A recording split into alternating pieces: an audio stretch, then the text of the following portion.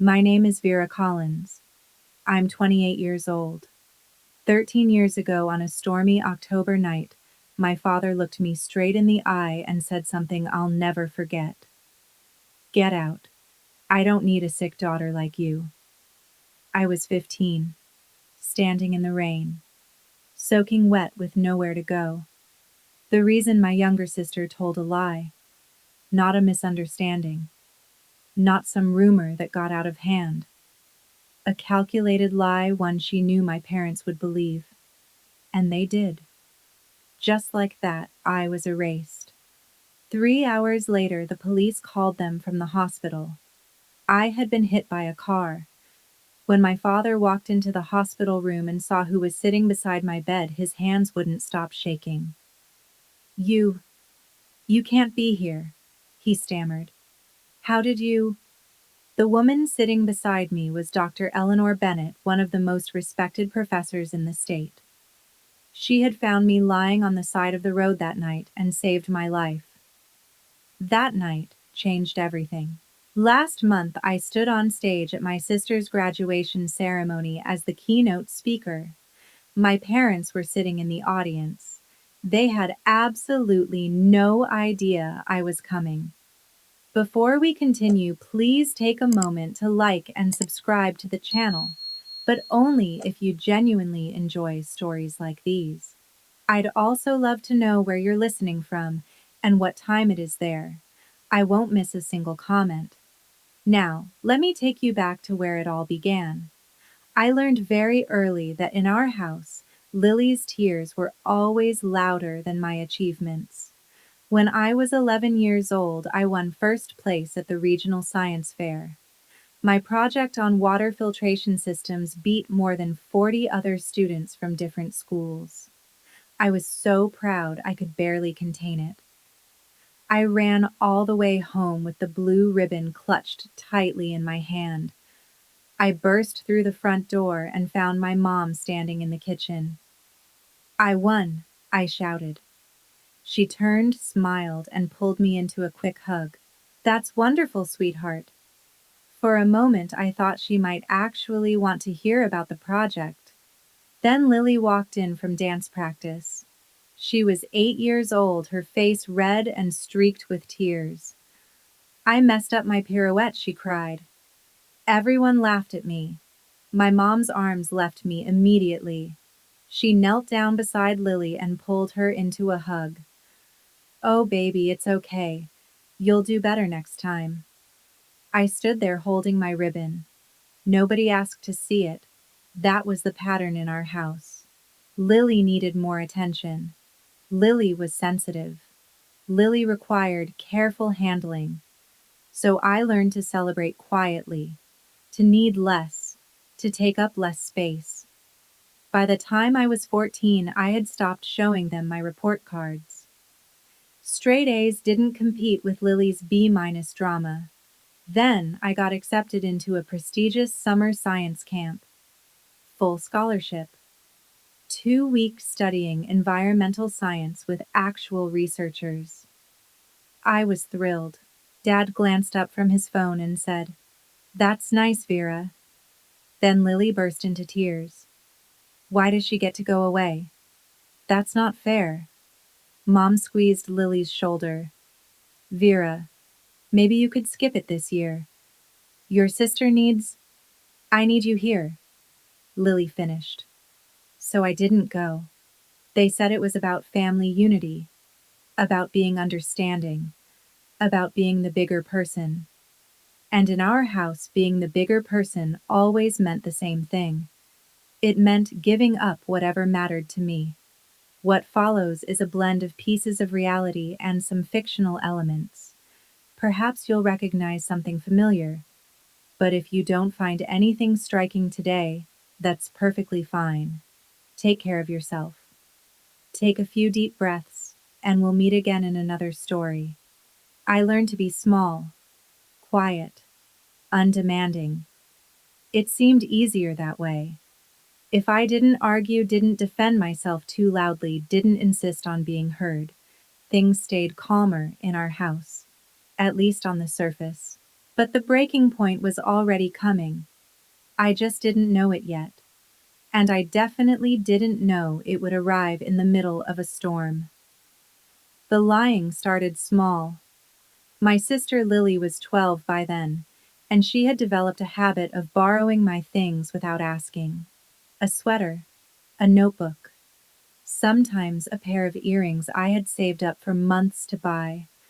When I mentioned it very gently, always gently, she would deny it instantly. I never touched your sweater, even when the sweater was literally sitting on her bed.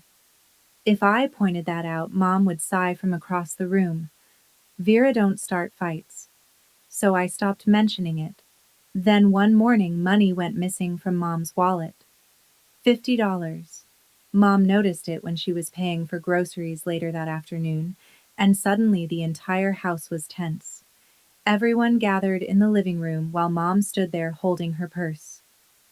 I know I had it this morning, she said. Lily spoke up immediately. I saw Vera near your purse before school. I hadn't been. I had left early that day to study in the library before my chemistry quiz. But the moment Lily said it, the atmosphere in the room shifted. Dad called me into his study that evening. He closed the door behind me. Did you take money from your mother? He asked. No, I said. Lily says you did. Lily's lying. His jaw tightened instantly. Don't accuse your sister. But I didn't take it. Enough. His voice cut through mine like a blade. I'm disappointed in you, Vera. I thought you were better than this. That was the end of the conversation. I lost my phone for a month, and the science camp opportunity they had promised I could apply for again the following summer disappeared. We can't trust you with independence right now, Mom said calmly. Lily stood on the staircase while this entire discussion happened, watching. When our parents weren't looking, she smiled at me. A small smile, satisfied. That stolen $50 had just been a test. Lily was learning something important. She could get away with anything. And once she realized that the pattern escalated. A broken vase in the living room. My fault. A failed math test Lily hadn't studied for. Apparently, I should have helped her more.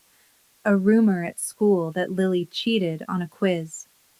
According to her, I must have started it. Every time the story ended the same way. Her tears, their belief, my punishment. Eventually, I stopped defending myself. What was the point they believed her tears over my truth every single time? By the time I turned 15, I felt like a ghost in my own house. Present, but invisible. Except when they needed someone to blame. So I started spending less time there. I stayed late at school. I studied at the library. I volunteered to help teachers organize labs after class. Anywhere felt better than home. I told myself I just needed to survive until college. 2 more years. Just 2 more years and I'd be free. I could make it 2 more years. At least that's what I believed. I was wrong. I thought I could make it 2 more years. I was wrong. October arrived during my junior year, and that week something felt different. Heavier somehow, like the air before a storm when everything goes strangely quiet. There was a boy at school named Daniel Harper. He was in my AP chemistry class. Nice guy. Friendly. Completely hopeless when it came to balancing chemical equations. He had asked me for help a few times, and I'd stayed after class to explain stoichiometry problems to him. That was all. It was homework help. Nothing more. But my sister Lily had a crush on him. Not just a small crush. The kind that takes over your entire personality. She walked past my classroom between periods just to catch a glimpse of him. She practiced writing Lily Collins Harper in the margins of her notebook like she was already planning their future. I knew because I'd seen it once when I went into her room to return a pen she'd borrowed from me. On Tuesday afternoon, Daniel caught me at my locker. "Hey," he said, leaning casually against the metal door. "Thanks for the help yesterday. You seriously saved me. I would have failed that homework." I smiled. "No problem." He hesitated for a second, then said, "Maybe we could study together sometime before the midterm." "Sure," I said. "The library works." "Cool," he replied, grinning before heading down the hallway. I shut my locker and turned around, and that's when I saw Lily. She was standing about 20 feet away staring at us. Her face was pale, her expression unreadable. At dinner that night, she barely spoke. She pushed her food around her plate while Mom kept glancing at her with concern. "Are you feeling okay?" Mom asked. Lily shrugged. "I'm fine." But she clearly wasn't. And that silence should have warned me. Because with Lily, silence was always more dangerous than tears. On Thursday, something unexpected happened. We had a visiting lecturer in my biology class, Dr. Eleanor Bennett from State University. She was speaking about research on educational equity and opportunities for underprivileged students. Most of the class barely listened, but I did. After the lecture ended, I stayed behind to ask a few questions about her research. She seemed surprised, then impressed. "You have a curious mind," she said, handing me a small business card. "Don't let anyone dim that light." I smiled and thanked her, slipping the card into my backpack. At the time, it just felt like a nice conversation. I had no idea she would eventually save my life. A week later, the weather warning started. That Friday morning, the news was already talking about a major storm moving toward the city. By afternoon, people were stocking up on groceries, filling gas tanks, boarding up windows. The kind of storm everyone prepares for. Lily still wasn't talking to me. She barely even looked in my direction. I remember thinking maybe she'd just finally gotten tired of blaming me for things. Maybe the weekend would be quiet. Friday evening, the rain started around 6. We sat down for dinner while weather alerts buzzed repeatedly on Dad's phone. Flood warnings, wind advisories, emergency updates flashing across the screen. Everyone seemed tense. Lily picked at her pasta without eating much. I could feel her watching me from across the table. Whenever I glanced up, she quickly looked away. After dinner, I went upstairs to my room and started working on my English assignment. Outside, the wind was growing stronger. Rain slammed against the windows in loud, uneven bursts. The kind of storm that makes you grateful to be safe inside. Around 8 o'clock, I heard crying downstairs. Lily. Loud. Dramatic. The kind of sobbing that filled the entire house. I froze at my desk and set down my pen. Mom's voice drifted up the stairs. "Sweetheart, what's wrong? Talk to me." More crying. I waited, trying to guess what had happened. Maybe she twisted her ankle. Maybe she failed another test. Then Dad's voice cut through the noise. Sharp. Angry.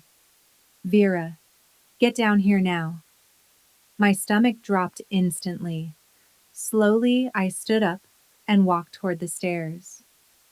Each step felt heavier than the last. When I reached the living room, Lily was curled up on the couch with her face buried in Mom's shoulder. Mom was stroking her hair gently, whispering to her. Dad stood near the fireplace with his arms crossed, his expression dark. And the moment I stepped into the room, I knew something terrible had just started. "What's going on?" I asked, my voice smaller than I intended. Lily slowly lifted her head from Mom's shoulder. Her eyes were swollen and wet with tears. For a brief moment, less than a second, I saw something behind them, something cold. Then it disappeared.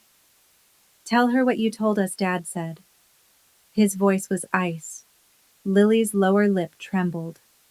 "Why do you hate me so much?" she whispered. "What?" I stepped closer, confused. "I don't hate you." "Then why?" she sobbed. "Have you been spreading rumors about me at school?" My mind went blank. "What rumors about me and Daniel?" she cried.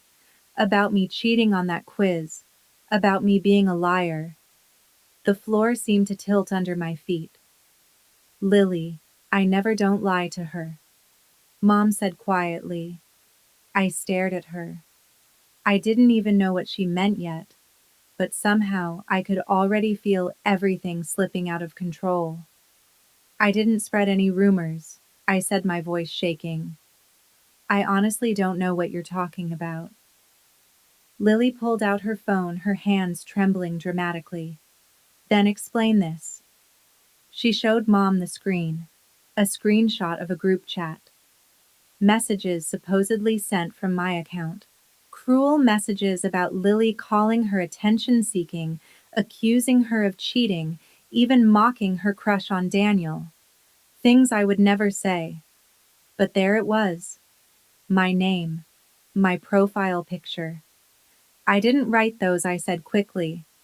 "Someone must have used my account." "Stop."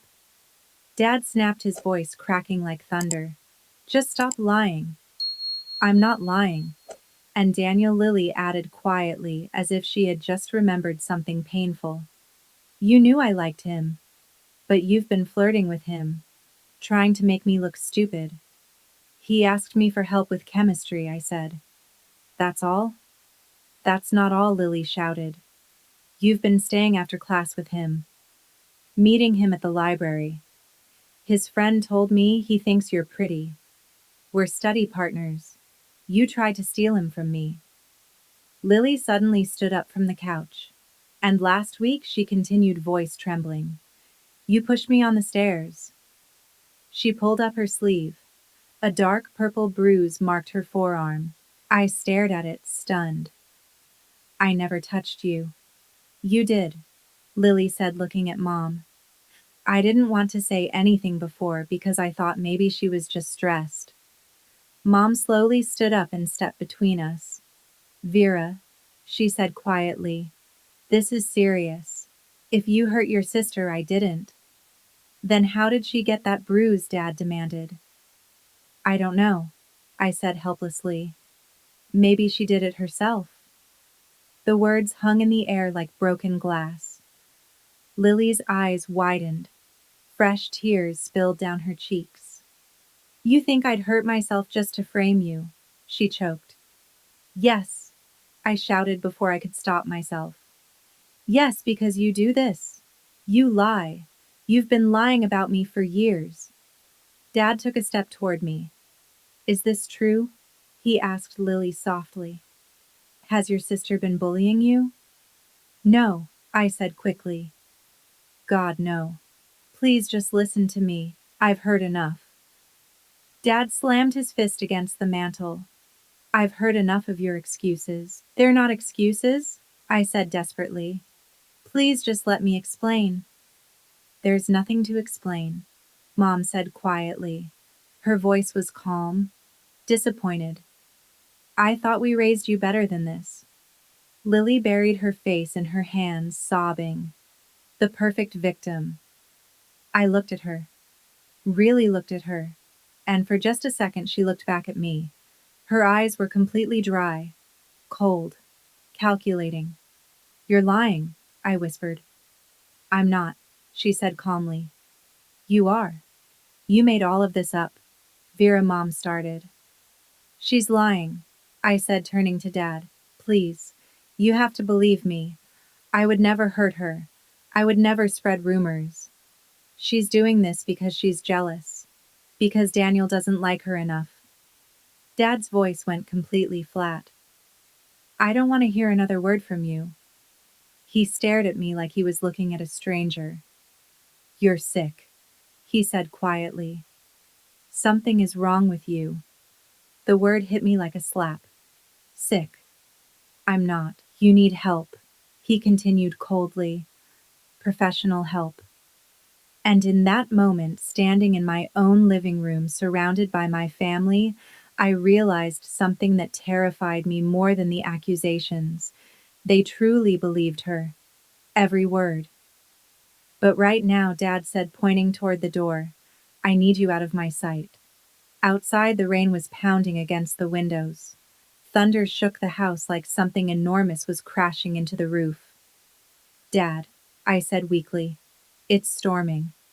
I don't care. Where am I supposed to go? That's not my problem. His face twisted with disgust. Get out. I don't need a sick daughter like you in this house.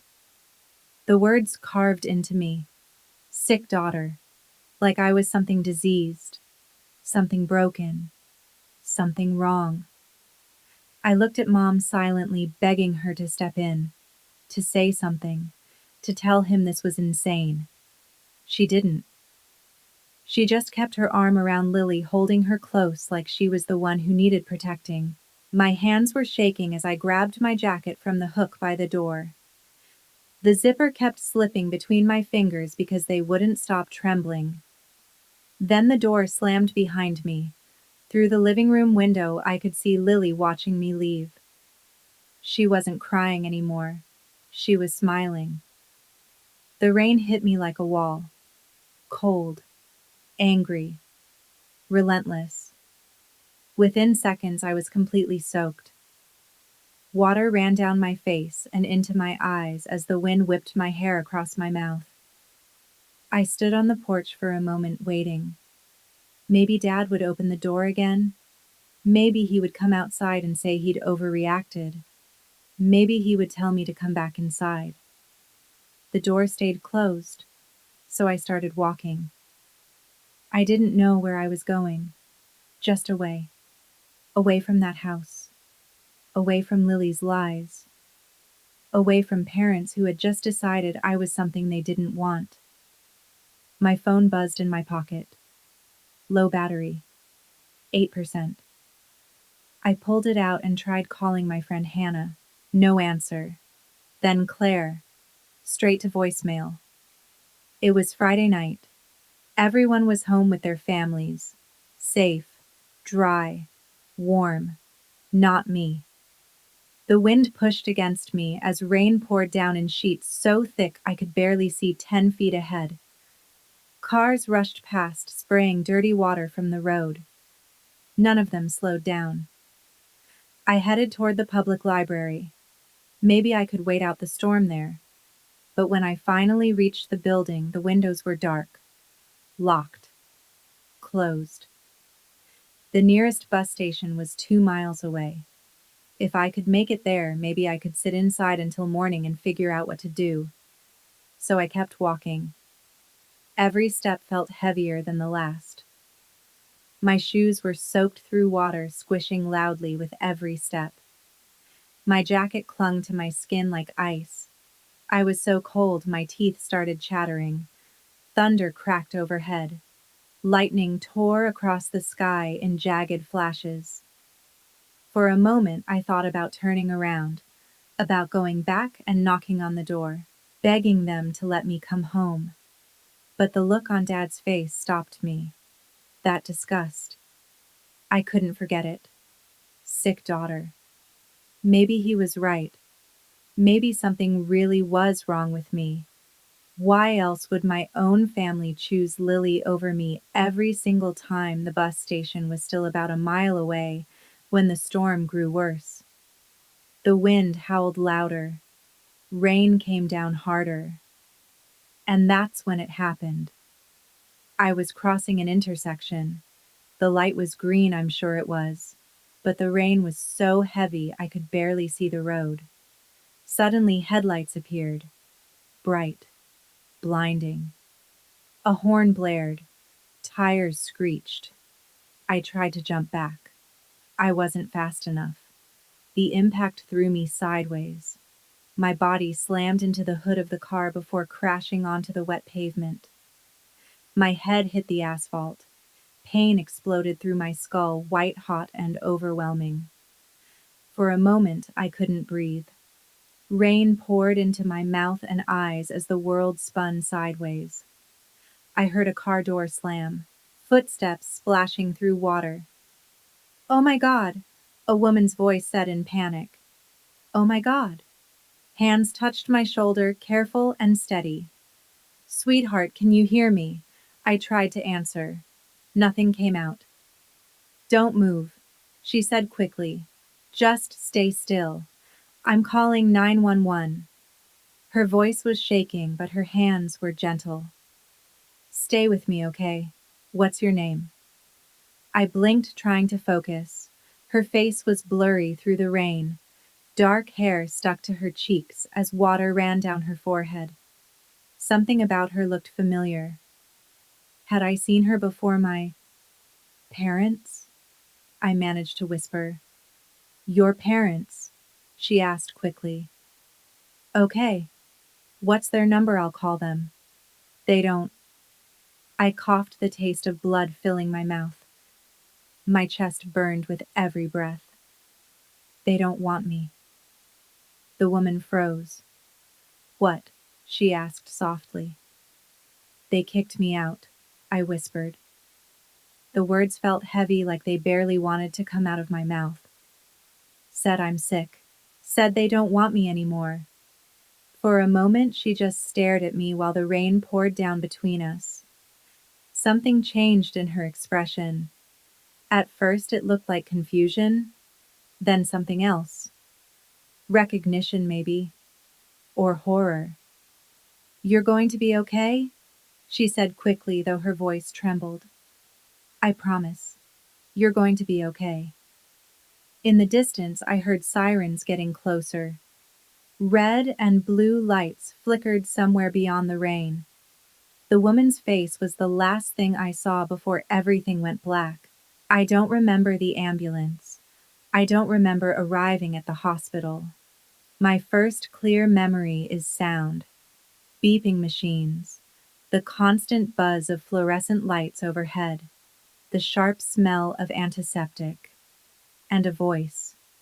The same woman from the accident. "She has a severe concussion," she was saying. "Possible internal bleeding. You need to keep her for observation." I tried to open my eyes. They felt too heavy. Everything hurt. "I'm staying," the woman continued, her voice firmer now, steadier than before. "I'm not leaving her alone." Another voice spoke, probably a nurse. "Ma'am, are you family?" "No," she replied. "I'm the one who hit her with my car." A pause. "I'm staying until her parents arrive." Time passed after that, though I couldn't tell how much. I drifted in and out of consciousness. Voices came and went around me, fading in and out like waves. At some point, I heard new voices, familiar ones. Were Vera Collins's parents? Dad. His voice sounded strained. "Mr. and Mrs. Collins," the woman from the accident replied. Her tone had changed. It was colder now. Controlled. Professional. "I'm Dr. Eleanor Bennett." There was a pause. You're a professor at State University," Mom said slowly. "I'm the Dean of Graduate Studies," Dr. Bennett corrected calmly. Then she added, her voice sharp as glass. "And I'm the one who hit your daughter with my car tonight." "It was an accident," Dad said quickly. "We don't blame you." "She ran across the road in the middle of a storm," he continued. "She was soaking wet. Alone. At night." Dr. Bennett's voice rose slightly. "She was 15 years old?" Silence followed. "Why was she out there?" No one answered. "Mr. Collins," Dr. Bennett said again, slower this time. "I asked you a question." Dad cleared his throat. "There was a family situation, a discipline issue." "A discipline issue," Dr. Bennett repeated quietly. Then her voice hardened. "What kind of discipline issue involves putting a child out in the middle of a storm?" "It wasn't like that," Mom said quickly. Then, what was it like? Her footsteps moved closer to my bed. Because your daughter told me something before she lost consciousness, Dr. Bennett continued. She said her parents didn't want her anymore. She said you told her she was sick. The room went completely silent. You're lying. Lily's voice. Small. Frightened. Vera made that up, she said quickly. She was barely conscious. Dr. Bennett didn't hesitate. She wasn't making anything up. I heard footsteps moving away from the bed. Now I need to speak with a social worker. That won't be necessary, Dad said, trying to sound authoritative. We're her parents. We'll handle this. With all due respect, Sir Dr. Bennett replied coldly. You've handled it enough. This is a private family matter, Mom added. The moment you sent a minor into a storm, Doctor, Bennett said sharply, it stopped being private. Her footsteps came back toward the bed. Then I felt something warm. Her hand wrapped gently around mine. I'm not leaving, she said quietly. Not until I know she's safe. Another voice spoke nearby. A man this time. Mr. Collins, we need to ask you some questions. A police officer. We haven't done anything wrong, Mom said quickly. But this time her voice was shaking. Your daughter was hit by a car at 11 p.m. during a major storm, the police officer said firmly. She's 15 years old. We need to understand why she wasn't home. I tried to open my eyes. My eyelids fluttered weakly. Everything was blurry shapes, moving shadows shifting across the bright hospital lights. I could barely focus, but I recognized the outline of my father standing near the foot of the bed. And behind him, Lily. Dr. Eleanor Bennett noticed immediately. She's waking up, she said sharply. Everyone out. Now. She's our daughter, Dad started. And I'm the doctor, responsible for her care. Dr. Bennett interrupted, her voice firm. Out. There was a brief pause. Then footsteps. Voices fading. The door closing. Silence. I felt Dr. Bennett lean closer to the bed. Her hand wrapped gently around mine and gave it a reassuring squeeze. You're safe now, she whispered. Her voice was calm. Certain. I promise you're safe. I wanted to believe her. But safe was a strange word to me. I hadn't felt safe in years. My eyes drifted closed again, and I let the darkness take me. When I woke up again, 3 days had passed. My parents were gone. Dr. Bennett was still there. She had kept her promise. She hadn't left me alone. The concussion had been severe, the nurses told me later. I spent 4 days in the hospital while doctors monitored me for internal bleeding. And every day Dr. Bennett came back. She brought books, sat beside my bed, talked to me about college programs, science research, and universities I had only ever seen online, about possibilities, about futures I had never imagined were meant for someone like me. My parents came once, just once. They brought a small bag of clothes and a stack of school assignments from my teachers. They stood awkwardly at the foot of my hospital bed like visitors who had walked into the wrong room. We're glad you're okay, Mom said stiffly. Dad nodded. You gave us quite a scare. Neither of them apologized. Neither of them explained. And neither of them asked if I wanted to come home. Lily didn't come at all. On the 5th day, a social worker visited. Her name was Mrs. Carter, and she had kind eyes and a soft voice. She sat beside the bed and asked me questions about my home, my family, and what had happened the night of the storm. I told her everything. Lily's lies, my parents believing her. The moment Dad called me a sick daughter and told me to leave, Mrs. Carter listened carefully and took notes. When I finished, she looked at me thoughtfully. Vera, She said gently, "You have options? You don't have to go back there?" The words stunned me. If I don't go back, where would I go? At that moment, there was a quiet knock at the door. Dr. Bennett stepped into the room. "She could stay with me," she said simply. I stared at her. "What temporary foster placement?" she explained, glancing at Mrs. Carter. "Until we figure out something permanent. If she wants." Then she added calmly, "I've already started the paperwork." "Why would you do that?" I asked. My voice cracked as the question came out. "You don't even know me." Dr. Bennett walked over and sat on the edge of the bed. Her expression softened. "Because someone once did the same thing for me. When I was 17, my family kicked me out too. A teacher took me in. It changed my life." She reached out and squeezed my hand. "You're brilliant, Vera. You have potential most kids never even get the chance to discover." Her voice grew gentler. "Don't let anyone convince you that you're broken. Don't let anyone dim that light." I started crying. I couldn't stop. Dr. Bennett waited patiently until I finally caught my breath again. "I'll understand if you want to go home," she said softly. "But if you want something different, I'm here." And right there in that hospital room, I made a decision. I chose different. 6 months later, my life barely resembled the one I had before. Same name, different world.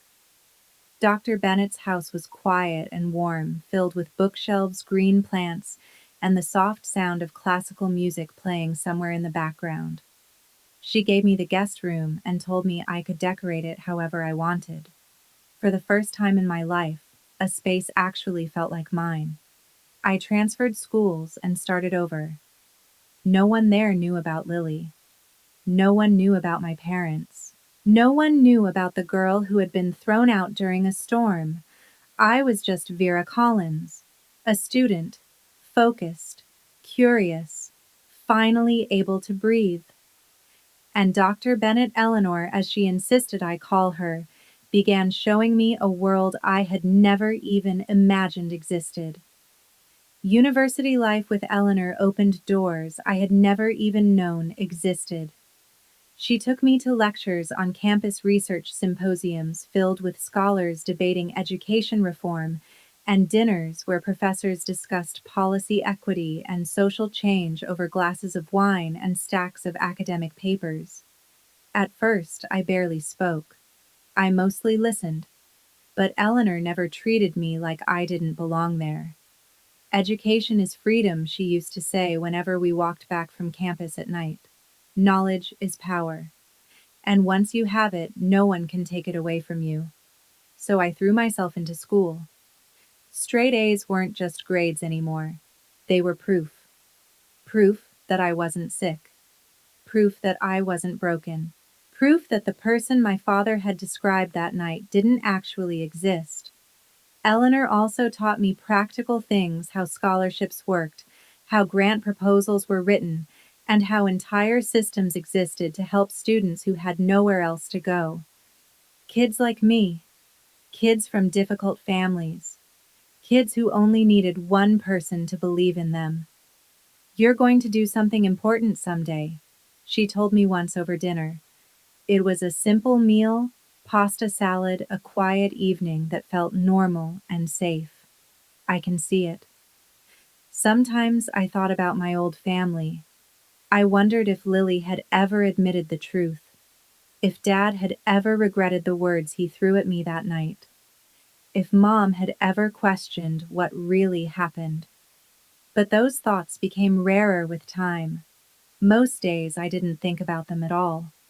Through old acquaintances and mutual friends, I heard bits and pieces. Lily was doing fine. Still the golden child. Still the center of attention. My parents had removed every photo of me from the house, as if I had never existed. At first, that hurt. Then it didn't. Good, I eventually thought. Let them erase me. I'm building something better. By my senior year of high school, I already had a plan. College. Major in education policy.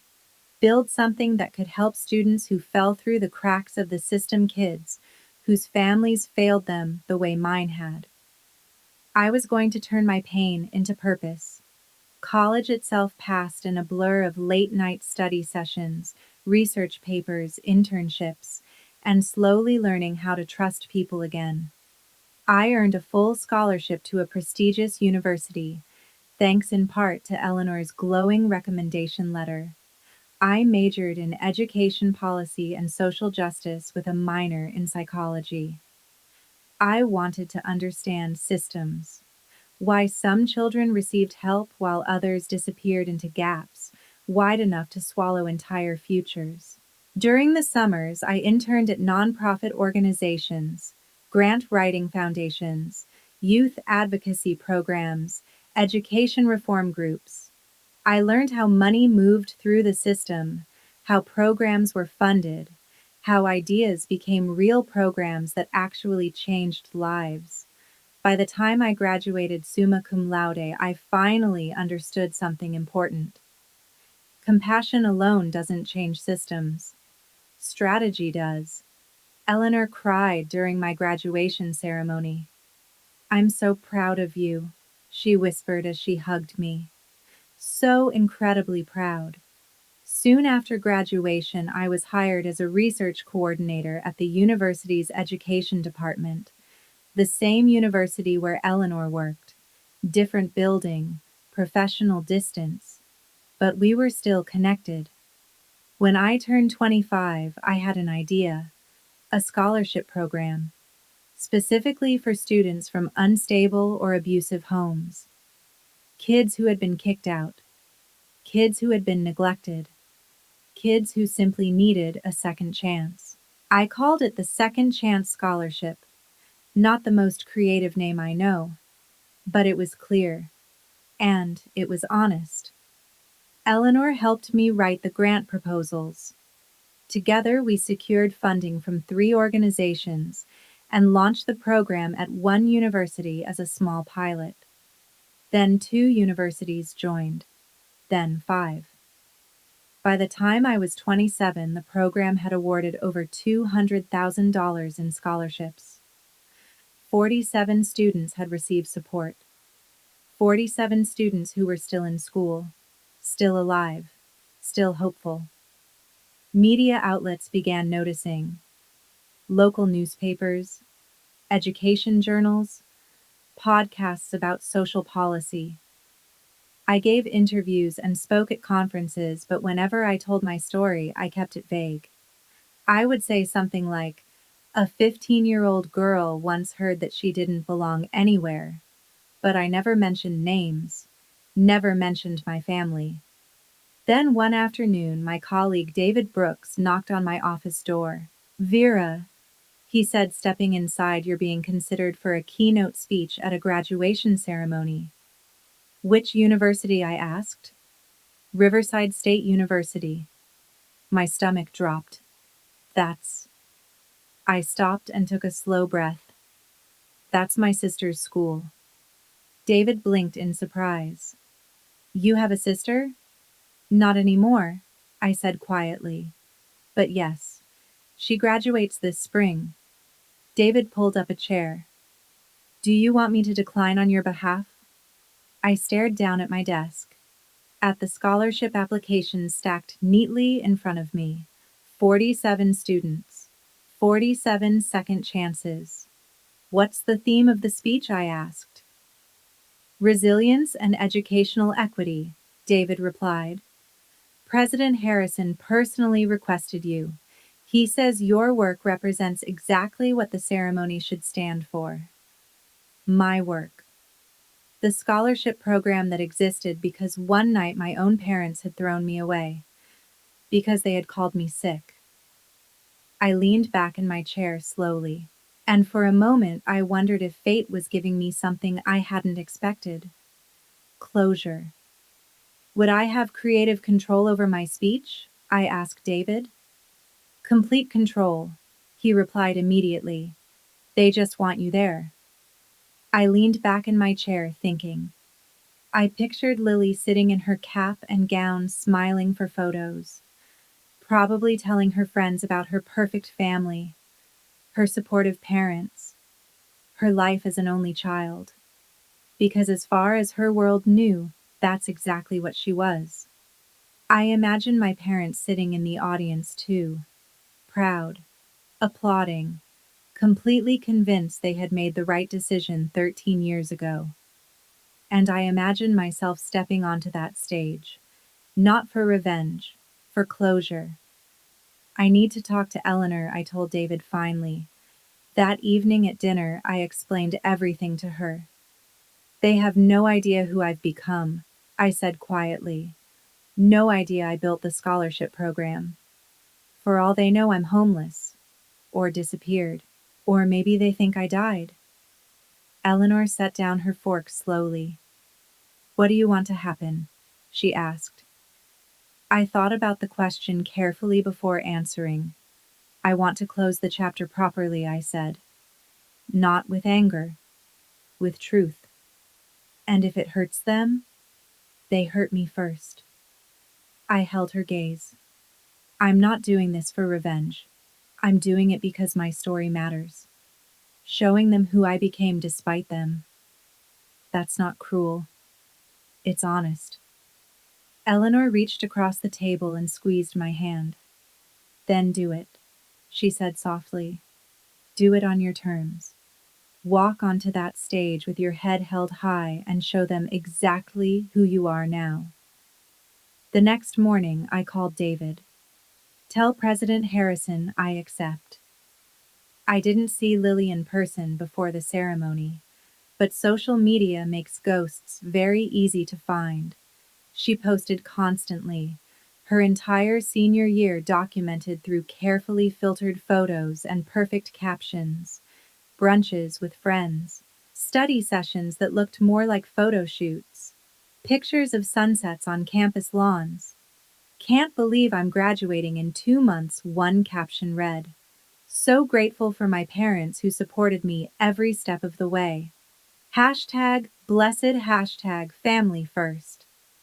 The comments poured in. You're amazing, so proud of you. Your parents raised you right.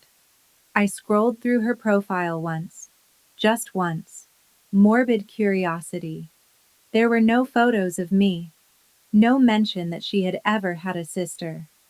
In Lily's version of reality, I had never existed. One post caught my attention. A photo of Lily sitting at a restaurant table with our parents. Wine glasses raised. All three of them smiling.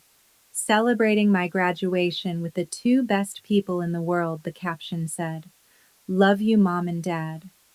Dad looked older, gray around his temples. Mom looked tired, but they both looked proud, happy.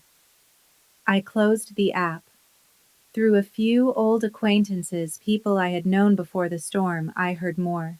Lily was excited about graduation, a big ceremony. All her friends would be there. My parents were apparently planning a party afterward. The keynote speaker is supposed to be really good, someone mentioned in a group chat I was still accidentally part of.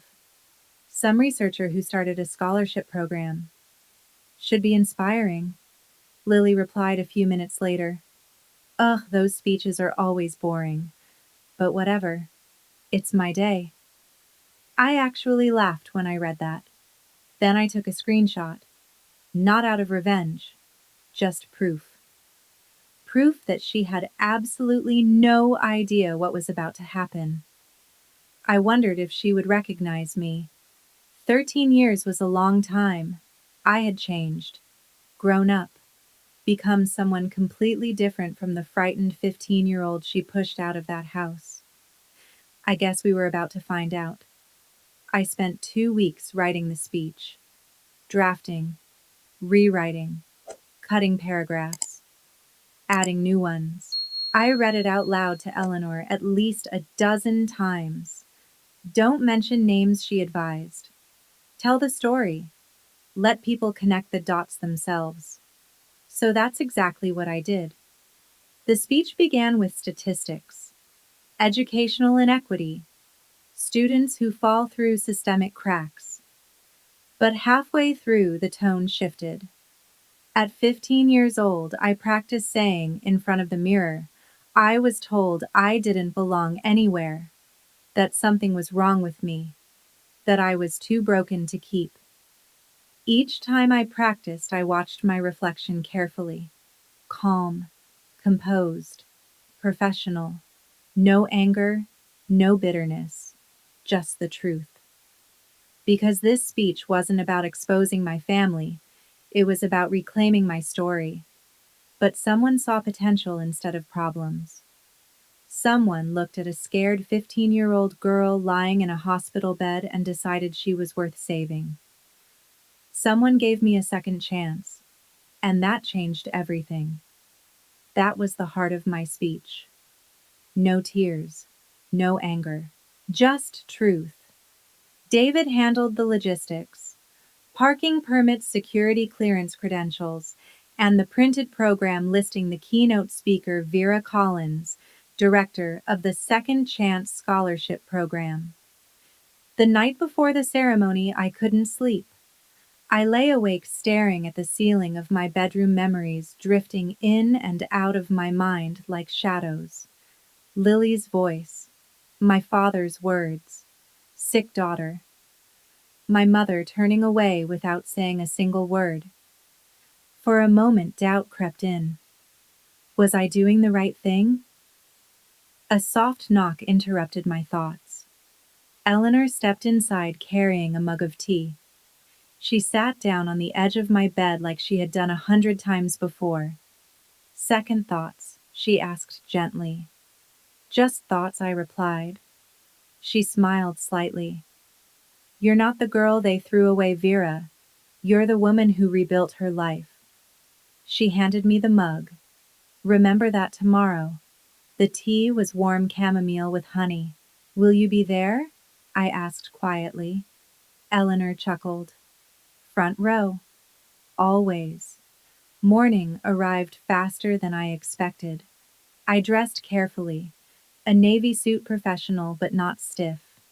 Eleanor insisted I borrow her grandmother's pearl necklace, saying it brought confidence and luck.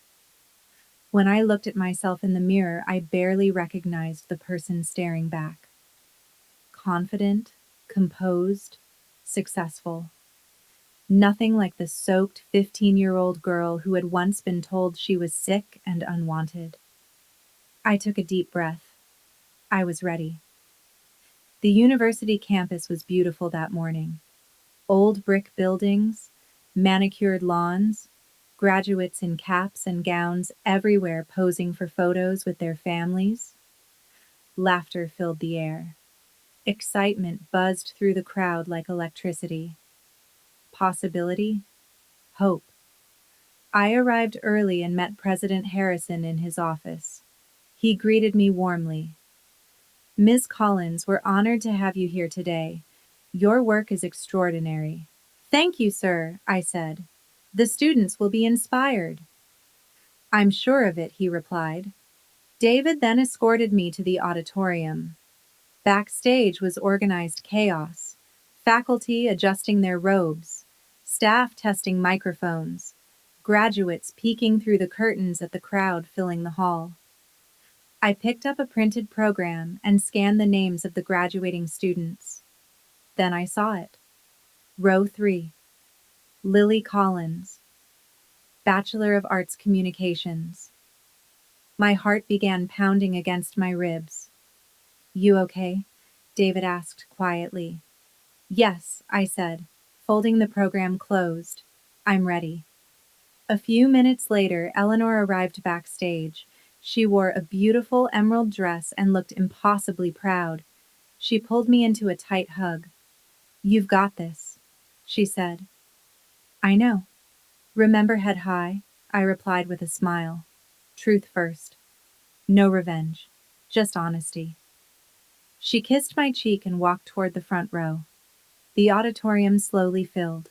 I could hear hundreds of voices murmuring together, families chatting, friends laughing, programs rustling. Somewhere in that sea of people were my parents, probably sitting comfortably somewhere in the middle rows with a perfect view of the stage, excited to watch Lily graduate, completely unaware of who the keynote speaker was. David had confirmed something interesting earlier. My name appeared in the program, but in small print. Most people rarely read the speaker bios carefully. They would discover it soon enough. President Harrison stepped backstage and touched my shoulder. 5 minutes, he said. You're on right after the opening remarks. I nodded, took a slow breath, smoothed the front of my suit.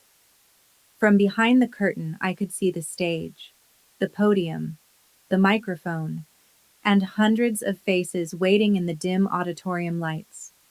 It was time. But before I tell you what happened when I stepped onto that stage, let me ask you something. Have you ever been in a situation where your own family doubted you, but you eventually proved them wrong? If you have, you know exactly how heavy that moment feels, and how powerful it becomes when the truth finally stands on its own. Now, let's go back to that stage. This was the moment everything changed. President Harrison stepped up to the podium and the entire auditorium slowly quieted. Welcome graduates, families, and honored guests, he began. Today we celebrate achievement, resilience, and the boundless potential of our students. Applause filled the room. Cheers echoed from the rows of graduates. Our keynote speaker embodies these very values, he continued. She has dedicated her career to ensuring that every student, regardless of circumstance, has access to opportunity. He paused and smiled. Please welcome the director of the Second Chance Scholarship Program, Ms. Vera Collins. The auditorium erupted into polite applause. I stepped forward into the stage lights. The stage felt enormous. The podium stood in the center, the microphone waiting. Beyond the bright lights, hundreds of faces blurred together into a sea of caps and gowns. I walked calmly, measured steps, confident. My heels echoed softly against the wooden floor. And then I saw them. Row 3. Lily, cap and gown. Honor cords around her neck. She was clapping, smiling, leaning slightly toward the girl beside her to whisper something. Then she looked up, saw me. Her hands froze mid-clap. Her smile collapsed. Confusion crossed her face first, then recognition, then shock. Her mouth opened slightly, but no sound came out. Behind her, several rows back, I spotted my parents, still clapping, still smiling politely. They hadn't looked closely yet. To them, I was just another speaker walking onto the stage. I reached the podium and adjusted the microphone. Lily was staring at me now, pale and frozen. One of her friends nudged her. You okay? The girl whispered. From the front row on stage right, Eleanor Bennett caught my eye. She gave me a small nod, encouraging, steady. I wrapped my hands around the edges of the podium. Good morning, I began. Thank you, President Harrison, for that generous introduction. My voice carried clearly through the speakers across the massive room. At that exact moment, Dad's head snapped upward. I saw him lean forward, slightly squinting, trying to place my voice. Mom's hand slowly moved to her chest. I smiled. Professional. Warm. It's an honor to be here today, I continued. And today, I want to talk about resilience, about what happens when life takes everything from you, and you have to find yourself again. The audience grew quiet, listening. Let me tell you about a 15-year-old girl, I said calmly. She was told she didn't belong anywhere, told that something was fundamentally wrong with her, told that she was too broken to keep From the stage, I could clearly see Mom's hand gripping Dad's arm. One night, in the middle of a violent storm, that girl was forced to leave her home. She was told she wasn't wanted anymore. Uneasy whispers moved through the audience. She wandered through the rain for hours, I continued. No phone, no money, no place to go. She was eventually hit by a car. A few gasps echoed through the room. She nearly died. Lily had completely stopped moving. Her face had turned white. But someone stopped, I said. Someone helped. Someone looked at that girl and saw potential instead of problems. I turned slightly and gestured toward the front row. Dr. Eleanor Bennett. Eleanor smiled gently. That woman became my mentor, I said. My guide. My family in every way that matters. I paused. Let the silence settle. Then I said the words clearly. That 15-year-old girl was me. The entire auditorium went silent. You could have heard a pin drop. Dad half rose from his seat before Mom pulled him back down again. Both of them stared at me in disbelief.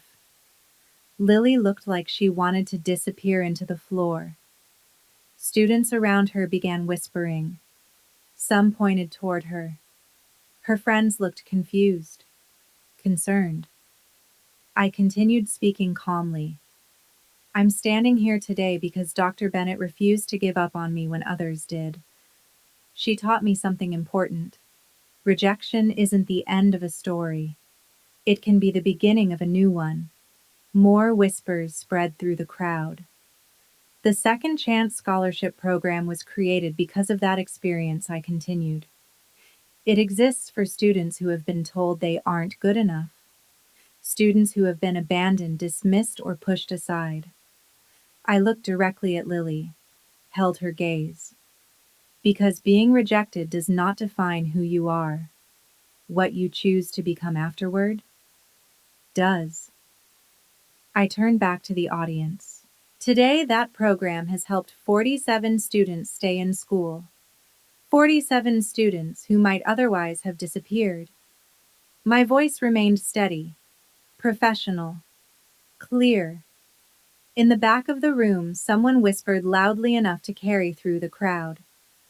Is that really her family? I continued speaking, as if I hadn't heard it. Because the truth no longer needed to shout. It was already louder than any lie ever told. In the years after that storm, I learned something that changed the way I understand the word family. Family isn't always biology. Sometimes it's choice. Sometimes it's the people who choose to stand beside you when everyone else walks away. From the stage, I saw Eleanor Bennett wipe a tear from the corner of her eye. She smiled at me the way she always did when she knew I had found the words I needed. I continued speaking. I also learned something else, I said, gripping the podium gently. You don't need everyone in the world to believe in you. You just need one person who looks past the accusations, past the rumors, past the lies. One person who sees who you really are. Across the room, Lily's face crumpled. She stared down at her hands, her shoulders shaking as her friends slowly stopped whispering and began looking at her with confusion, connecting the dots. And I continued my voice steady, that success isn't about proving people wrong. It's about building something meaningful despite them. My father's hands were trembling in his lap. He looked like he wanted to disappear. My mother was crying quietly, mascara running down her cheeks. So to the graduating class I finished, remember this. Your worth is not determined by who stays. It's determined by who you choose to become after people leave. The room fell silent for a moment. Then applause began. Slowly at first, then louder. Students stood. Faculty stood. Families stood. A full standing ovation rippled across the auditorium, but not everyone stood. My father remained seated, pale, covering his face with his hands. My mother stood clapping, weakly, tears streaming down her cheeks. Lily didn't move at all. She just stared at the floor. After the ceremony, everything unfolded quickly. My parents tried to apologize. Lily admitted the truth. They asked if we could fix things. But some things don't get repaired simply because someone finally admits what happened. I had already built a life, and that life didn't include them. I forgave them for my own peace, but I didn't return. That's a boundary, and boundaries matter. In the weeks that followed, my speech spread across social media faster than I expected. Someone in the audience had recorded it. Within days, it had tens of thousands of views, then hundreds of thousands. Messages flooded in. Students, parents, people who had lived through their own storms. Many of them wrote the same thing. I thought I was the only one. You're never the only one. The scholarship program grew faster than we had ever imagined. More universities partnered with us. More students applied. More lives changed. A year later, the Second Chance Scholarship was active in 10 universities and had helped over 80 students stay in school. 80 futures that might have been lost. That was never about revenge. It was about purpose. Turning pain into something that actually helps someone else. Every once in a while, Lily still sends me a short message, a quiet apology. Thinking of you. I hope you're doing well. I read them. I don't respond. Not out of anger. Just because the chapter is closed. My father once sent one final email. We're proud of you even if we have no right to be. I never answered that one either. Some relationships belong in the past. And that's okay. Today, I'm 28 years old. The same age I was when I started telling this story to you. I work with students who remind me of the girl I used to be. Kids who think they've been thrown away. Kids who believe something must be wrong with them. I tell them the same thing Eleanor once told me. You're not broken. You're not too much. You're not the problem. Sometimes the people who leave you simply weren't capable of loving you the way you deserved. That's their limitation, not yours. Eleanor is 60 now. I don't call her Dr. Bennett anymore. I call her Mom. Because family isn't about blood. It's about who shows up. And she showed up for me every single day for 13 years. That's what family looks like. Every October 15th, the anniversary of that storm, I drive past the house where I grew up. I park across the street, look at the windows, look at the door, and I think about the 15-year-old girl who walked out of that house in the rain. She thought her life was over. She thought she was unwanted, broken, too much. But she survived. More than that, she built something beautiful out of the wreckage. There's something I've come to understand through all of this. Sometimes the hardest part of life isn't the moment you're rejected, it's deciding who you will become afterward. Being pushed away doesn't automatically break you, but it does force you to choose. You can carry the pain forward, or you can turn it into something that helps someone else survive their own storm. I chose the second path. And maybe you would too if you were standing where I once stood. So let me ask you something honestly. If you were in that situation, 15 years old, misunderstood, alone, what would you do next? Would you give up, or would you build something better out of it? Stories like this matter because somewhere out there, someone is quietly going through a moment just like that right now. By the way, I'm curious, where are you listening from today? Let me know in the comments. I always read them. And if this story meant something to you, One small action from you can help it reach someone who truly needs it. Subscribing, liking, or sharing this video isn't just support for the channel. It can help another person hear a story that changes the way they see their own life. Sometimes the person who spreads hope becomes the real hero of the story. Maybe today, that person is you.